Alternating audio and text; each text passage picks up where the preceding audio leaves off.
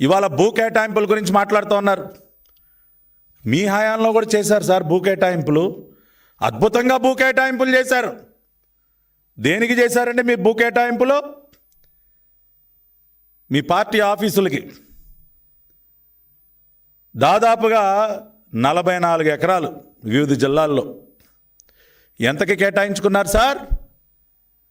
ఎకరానికి నెలకు 1000 రూపాయలు అంటండి. ఎకరానికి నెలకు 1000 రూపాయలు చప్పున ఈయన గారు 44 ఎకరాలు కేటాయించేసుకున్నాడు. ఏంటి జగన్ రెడ్డి గారు, ఇవేగా మీరు చేసినటువంటి భూ కేటాయింపులు? ప్రతి జిల్లాలో విలువైనటువంటి స్థలాలను మీ పార్టీ ఆఫీసుల పేరుతో ఆక్రమించుకొని అక్కడ మళ్ళీ ప్యాలెస్లు మీ ఇష్టానుసారం. ఎవడబ్బ సొమ్ము సార్? మీ ఇష్టానుసారం ఎకరాలు పార్టీ కార్యాలయాల పేరుతో మీరు కేటాయించుకోలేదా? దానికి ఏం జవాబు చెప్తారు? శారదాపీఠం స్వామీజీ గారికి 15 ఎకరాలు దాదాపుగా 230 కోట్ల రూపాయలు విలువైనటువంటి భూమిని కేవలం ఎకరం 15 లక్షల రూపాయలకి ఇచ్చారు. శారదాపీఠం మీ స్వామీజీ గారు, మీ రాజగురువు గారికి. ఇంకా ఆశ్చర్యం ఏంటంటే, ఈయన కుటుంబం గురించి ఒక ఆయన సినిమా తీశాడు, ఆయన యాత్ర 2. ఆ డైరెక్టర్ గారికి హార్స్లీ హిల్స్లో 2 ఎకరాల భూమి ఫ్రీ. ఎలా ఇస్తారు సార్ ఉచితంగా? అంటే మీరు తీమన్నట్టు సినిమా తీస్తే భూములు ఇచ్చేస్తారా?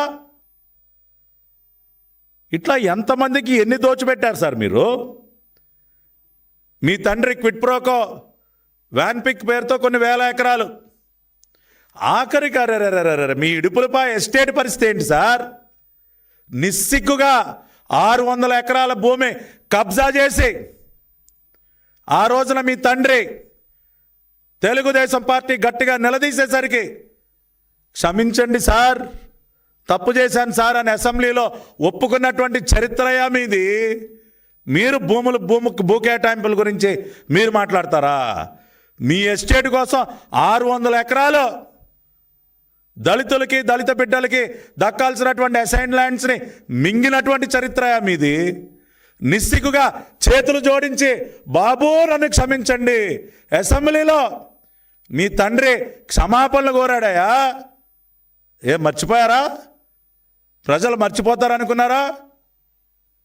ఇవాళ మీరు భూ కేటాయింపుల గురించి మీరు మాట్లాడుతూ ఉన్నారు. ఇవాళ నేను ఒకటే ఛాలెంజ్ చేస్తూ ఉన్నా, జగన్ రెడ్డిని, అతని ఫేక్ నాయకుల్ని, ఫేక్ పార్టీ నాయకుల్ని ఎకరం 99 పైసలకి ఉర్సా కంపెనీకి భూ కేటాయించారు అని చెప్పడానికి మీ దగ్గర ఉన్నటువంటి ఆధారం ఏంటి? నిరాధారంగా కేవలం రాష్ట్రానికి పెట్టుబడులు అడ్డుకోవటం కోసం కాదా మీరు చేస్తున్నటువంటి ఈ బురద జల్లే కార్యక్రమం? ఇవాళ నేను ఘంటాపదంగా చెప్తా ఉన్నా, గతంలో మీరు వైజాగ్ ఐటీ పార్కులో ఏ విధంగా అయితే 1 కోటి రూపాయలకి మీరు భూ కేటాయింపు చేశారో, అదే ఐటీ పార్కులో ఇవాళ అదే 1 కోటి రూపాయలకి మేము 3 ఎకరాల 50 సెంట్లు 3.5 ఎకరాలు ఉర్సా కంపెనీకి ఇవ్వటం జరిగింది.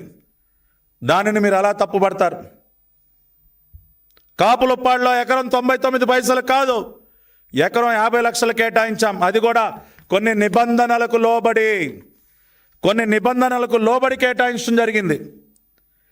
చాలా క్లియర్గా, the sale deed will be executed only after the successful implementation of the project, meaning the company must fulfill its commitments regarding the proposed investment and employment within the agreed timelines.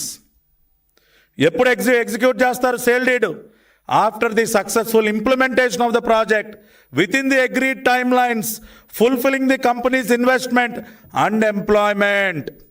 అంటే దాని అర్థం ఏంటి? ఎప్పుడైతే వాళ్ళు company వారు పెడతామన్నటువంటి పెట్టుబడులు పూర్తిగా పెట్టిన తర్వాత, వాళ్ళు ఇస్తామన్నటువంటి ఉద్యోగాలు ఇచ్చిన తర్వాత మాత్రమే సేల్ డీడ్ ఎగ్జిక్యూట్ చేస్తారు. If the company fails to meet these agreements, the allotment will be cancelled and the land will be resumed by APIIC. ఒకవేళ కంపెనీ కనుక వాళ్ళు చెప్పిన ప్రకారం ఇన్వెస్ట్మెంట్ పెట్టకపోయినా, ఉద్యోగాలు కల్పించకపోయినా వాళ్ళకి ఇచ్చినటువంటి నిర్ణీత సమయంలో వాళ్ళు ఆ పని చేయకపోయినా ఆ భూమిని మళ్ళీ వెనక్కి తీసుకోవడం జరుగుతుంది. ఇది సేల్ అగ్రిమెంట్లో చాలా క్లియర్గా ఈ కండిషన్స్ అన్నీ కూడా మెన్షన్ చేసి ఇవన్నీ ఫుల్ఫిల్ అయిన తర్వాత మాత్రమే సేల్ డీడ్ ఎగ్జిక్యూట్ చేయబడుతుందని చెప్పి నిబంధనలకు లోబడి ఇవాళ ఈ కేటాయింపులకి SIPB కానీ రాష్ట్ర కేబినెట్ కానీ ఆమోదం తెలపడం జరిగింది.